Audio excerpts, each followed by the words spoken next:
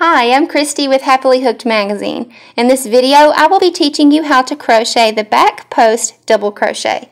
To begin, this is the stitch here. So let's just do a double crochet, yarn over, insert your hook into the stitch, yarn over, pull back through, yarn over, pull through two, yarn over, pull through two.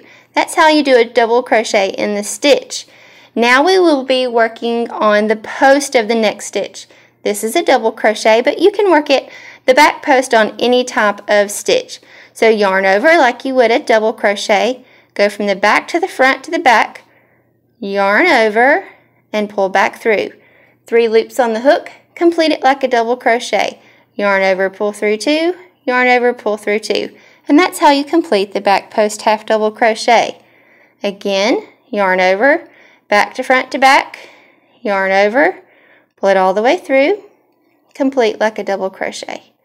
And I'll show you one more time.